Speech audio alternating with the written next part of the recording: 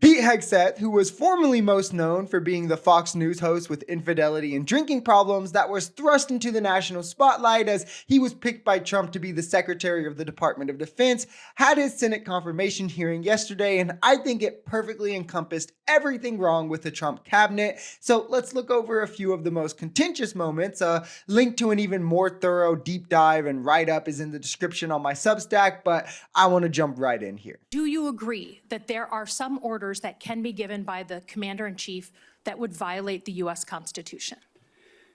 Senator, thank you for your service.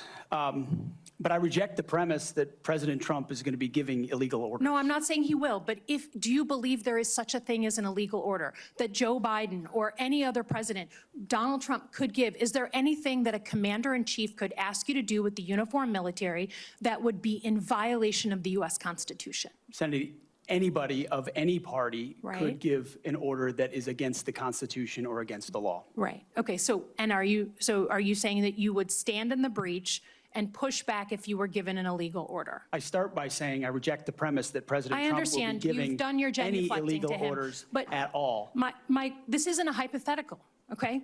Your predecessor in a Trump administration, Secretary Esper, was asked and did use uniformed military to clear unarmed protesters. We're going to get to the grilling. Trust me, we're going to get to the grilling, but we had to start here because I think it's the most damning part. Him being unable to just say that he would reject an unconstitutional order if Trump gave it to him should be wholly disqualifying right there. Any candidate for this of any party should be able to say that. It shows how Trump truly is valuing loyalty over any sense of qualification or character for the position. I mean, the fall for grace is spectacular, from a respected general in Jim Mattis in Trump's first term to a Fox host with a drinking problem now in his second. It's wild, right? Like, to say the least. But he can't even say he would put the Constitution over the party, the country before Trump, which is the baseline character principle for anyone in any office, regardless of party. This is what stopped us from losing this or having our democracy thwarted last time, was Mike Pence putting the Constitution before Trump. And now Trump, learning from his mistakes, is putting people like this in his cabinet. Like, do we not see what's happening? Like, MAGA doesn't care about any of this because to them it feels like they're winning. Like, they don't care about fascism being instituted at the highest level of our government because at least it's the color red. I mean, when conservative super PAC owners have to threaten the members of their own party to confirm their president's nominations, it might not be the best pick. And I would point out, I've never disparaged women serving in the military. We've got the video, we've got it in print. So going back to January 2013, you told a Fox News interviewer that women in the military simply couldn't measure up to men in the military, saying that allowing women to serve in combat roles would force the military to lower the bar. You picked up on that same theme in 2015, making remarks on Fox News, referring to women in combat as, quote, it would erode standards. June 2024, you said on Ben Shapiro's podcast, quote, women shouldn't be in combat at all. And then, of course, we've talked about it in 2024. You published a book, and you say on page 26 of your book, we need moms, but not in the military, especially in combat units. Page 48 of your book, you claim that women should not be in combat roles because men are distracted by women. And then 10 weeks ago, you appeared on the Sean Ryan show and said, I'm straight up just saying we should not have women in combat roles. Like many in MAGA do now, as they were shown to by Trump, when they are called out for their comments and just inexcusable actions, they just attempt to deny it. And of course, then every Republican ever, MAGA and social medias will just carry endless amounts of water for you.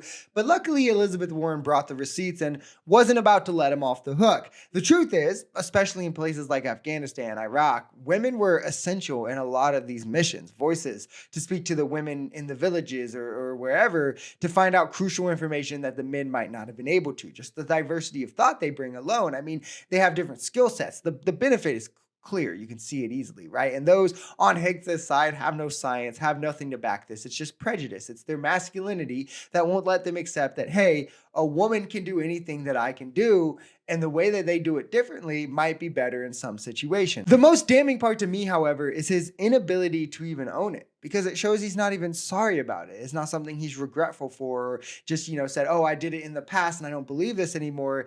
He literally just thinks he's smart enough to get away with it. Many of your work colleagues have said that you show up for work under the influence of alcohol or drunk.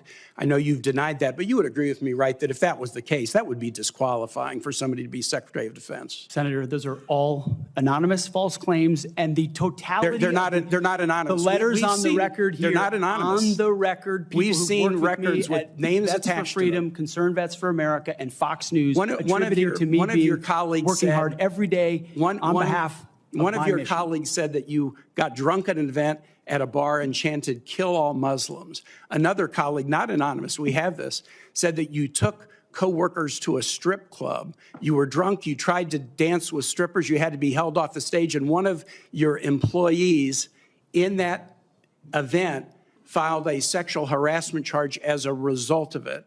Now, I know you deny these things, but isn't that the kind of behavior that, if true, would be disqualifying for somebody to be Secretary of Defense? To be clear, these are not anonymous. I don't know why he keeps saying that, even though Tim Kaine keeps correcting him. They have the names. They're in the reports. His mom is one of them, by the way. A lot of his colleagues are involved at one point. And if you want the full scoop, again, the link is in my description on my Substack write-up. Hegseth also tries to claim he was cleared for cheating on his wife because there were no charges. I mean, the morality of these people is in the gutter. Like, this is someone whose colleagues have filed sexual harassment lawsuits against him because of his actions while drinking on the job. But I love how Tim Kaine comes in here from the top rope with the truth. I love how the Democrats are still here holding MAGA accountable and playing the party of justice, law and order, decency, morality, where MAGA has foregoed all that for loyalty to Trump. So let's just continue to highlight these clowns so they can't get away scot-free with trying to destroy our government like they want to, so they can privatize it in its place, because those of us who actually love our country have a duty to protect it from corporate asshats like MAGA.